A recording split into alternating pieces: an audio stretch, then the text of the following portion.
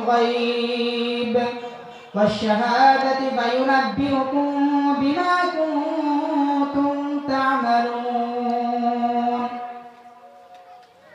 হে নবী আপনি বলে দেন তোমরা যে মৃত্যু থেকে পলায়ন করো সেই মৃত্যু একদিন তোমাদের মুখোমুখি হবে তোমাদের সাথে সাক্ষাৎ করবে তখন আল্লাহ রাব্বুল আলামিন যিনি দৃশ্য ও দৃশ্যের জ্ঞানী তার কাছে উপস্থিত হতে হবে তখন আল্লাহ রাব্বুল আলামিন আমাদেরকে জানিয়ে দেবেন আমরা যা যা কিছু এই দুনিয়ার মধ্যে আমল করতাম সব কিছু আল্লাহ রাব্বুল আলামিন আমাদেরকে জানিয়ে দেবেন অর্থাৎ এই পৃথিবীতে কোনো জ্ঞানের দ্বারা গুণের দ্বারা মৃত্যুর হাত থেকে রেহাই পাবে না কোনো টাকা পয়সা ধন সম্পদ দ্বারা মৃত্যুর হাত থেকে রেহাই পাবে না কোনো ক্ষমতার দাপট দ্বারা মৃত্যুর হাত থেকে রেহাই পাবে না যদি টাকা পয়সা ধন দৌলত সম্পদ দ্বারা যদি মৃত্যুর হাত থেকে রেহাই পাওয়া যেত মৃত্যুকে যদি ঠেকানো যেত তাহলে আজকে কারণ মরতো না ঠিক না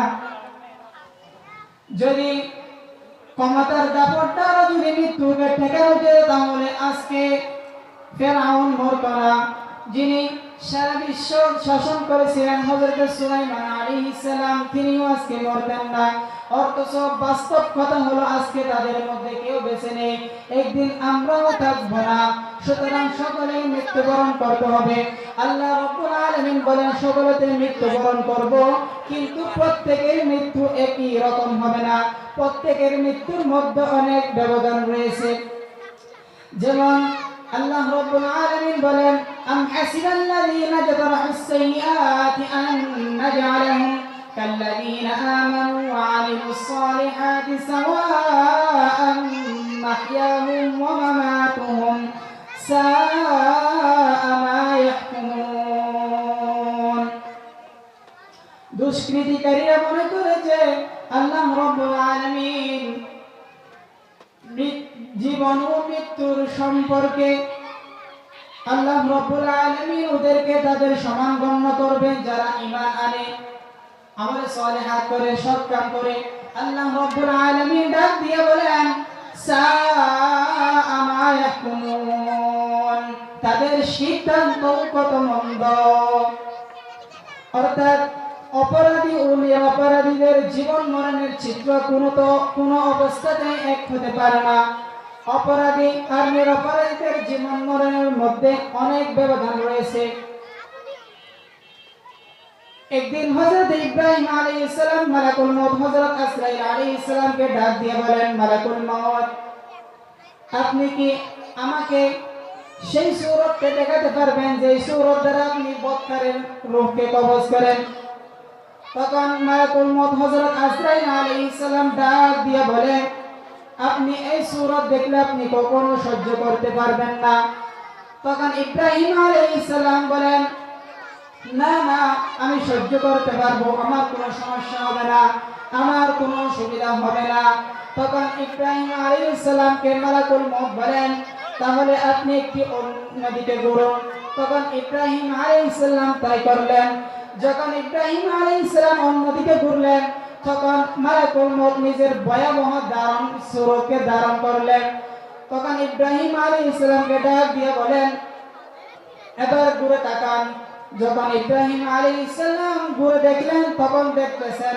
কি রকম বিশ্রী দৈত্যের মতো এক মানুষ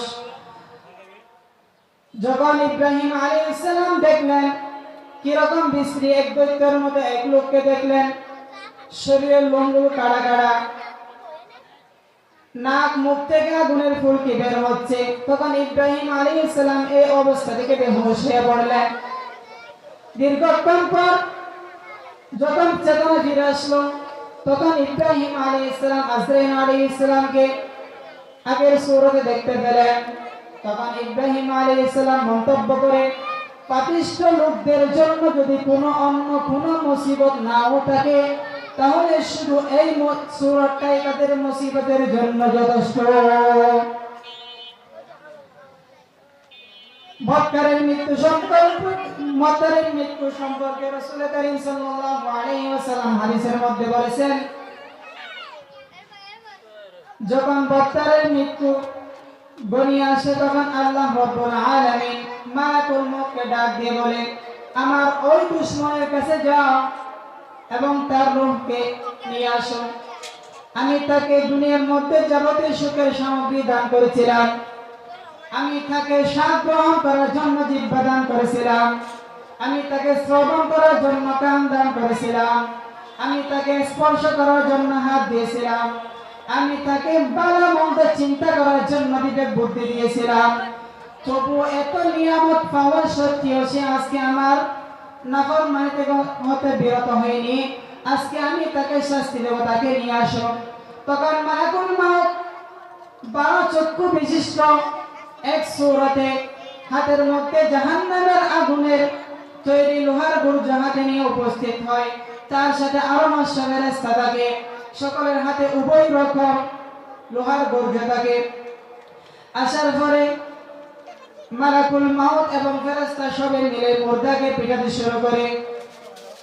পিটানোর কারণে মুর্দার শিরায় শিরায় লোহার কাঁটা ঢুকতে, সেই কাঁটাগুলো মুর্দার শিরায় শিরায় ঢুকে পড়ে, যাতে মুর্দা বেহুশ হয়ে যায়।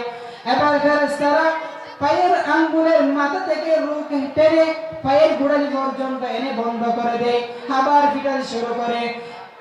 এরপরে রূহকে হাঁটু পর্যন্ত এনে বন্ধ করে দেয়, আবার পিটাতে শুরু করে।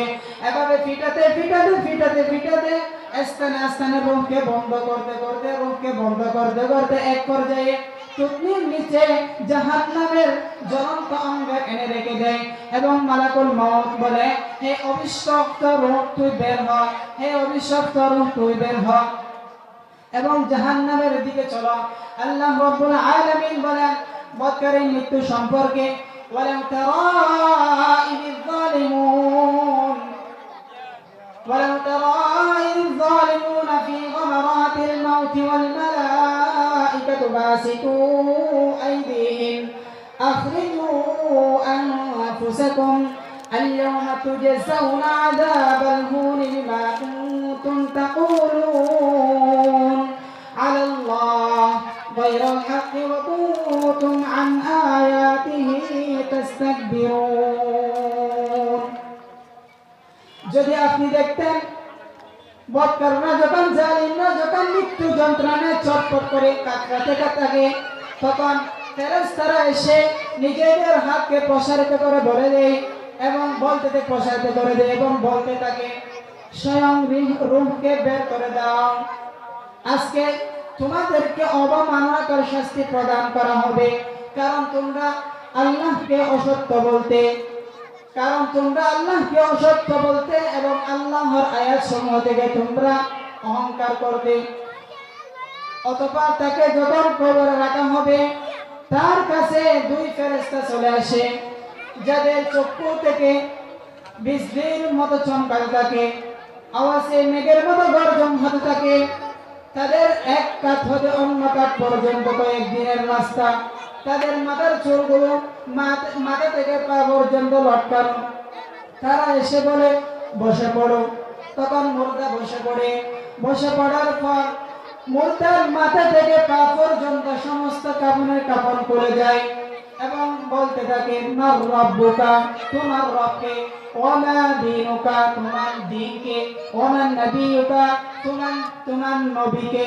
তখন এই মুর্দা ফেরেশতার এই ভয়াবহ আকৃতি দেখে এমনিতে সব ভুলে যাওয়ার কথা।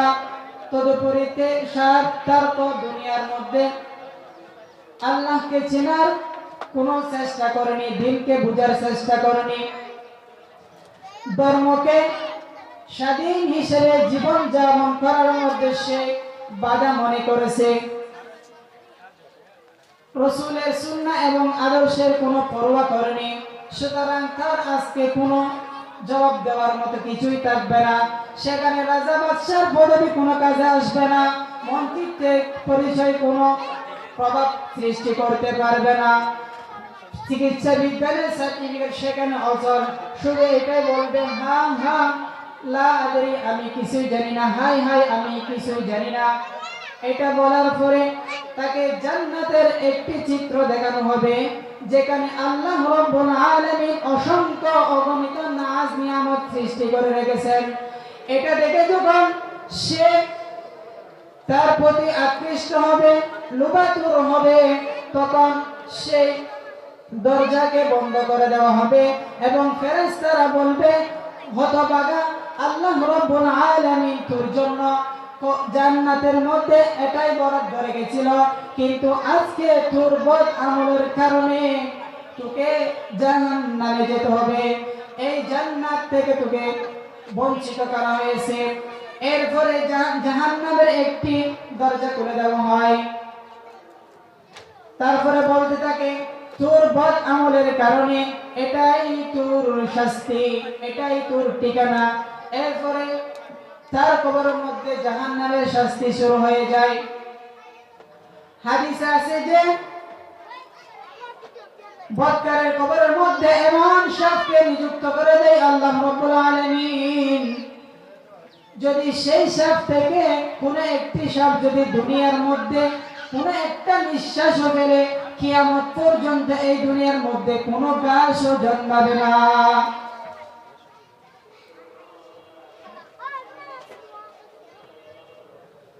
সুতরাং আমরা এই পৃথিবীর মধ্যে কেউ বাঁচতে পারবো না, সবার মৃত্যু হবে। তাহলে মৃত্যুর আগে আমাদের সামান তৈরি করতে হবে।